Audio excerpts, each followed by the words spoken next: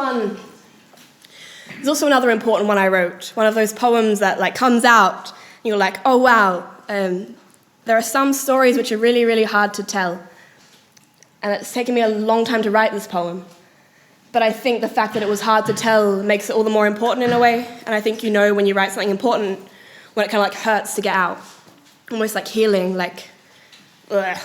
So this is a letter to my mum, who's also in Australia. Mum, I'm sorry my phone calls have been worrying lately. It is hard to be honest over this ocean between us. Sometimes my sadness is like that ocean, how it spills over everything, then retracts into itself only a moment after.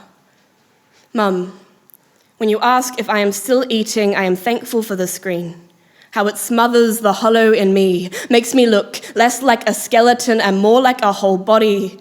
It is easy to fake dinner plates when we are sitting at different tables. It is easy to tell recovery like a fairy tale or fable.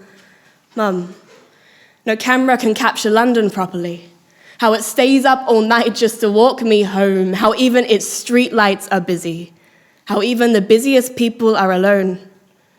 Mum, I'm sorry we wear the same scars like hand-me-down clothes, even though our pain is not genetic, because neither of us were asking for it.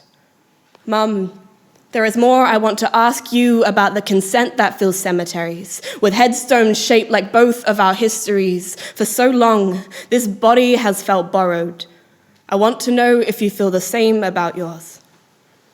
Mum, I am tired of walking home with company, keys between fingers like Wolverine, looking pretty, behaving politely, because the authorities hardly ever believe. And when they do, wounds are not healed by policy, and they are not healed by poetry. Maybe some wounds are too deep to ever heal entirely.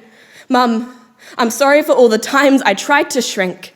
For a while, I thought the pain was a proportional part of me, so if I became smaller, it would be smaller like me. Mum, I'm still trying to treat all this history like putty, so I can mold it into some kind of beauty, and I'm not sure why that matters, but I feel like I have to make it matter. If I express this externally, it becomes separate temporarily. Surely, if I bleed onto all these pages, if I drip, drip, drip onto all these stages, I will come clean eventually. Mum, lately I am a trigger warning wrapped in human skin.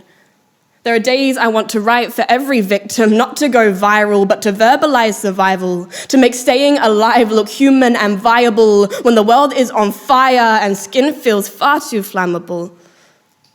I'm a victim. I'm the daughter of a victim. I'm the best friend of a victim. I'm the big sister of a victim. I'm the ex-girlfriend of a victim, and I am not broken. We are not broken. This world keeps trying to stomp out our strength and smother our stories. It doesn't realize that one smoke alarm can wake a neighborhood, that one song can start a revolution. This world forgets that I sing with the strength of my mother.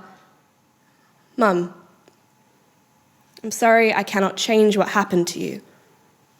I know you feel the same about me too, but I am trying to give consent the volume it deserves. Use these opportunities to guarantee what was silenced becomes heard. Thank you.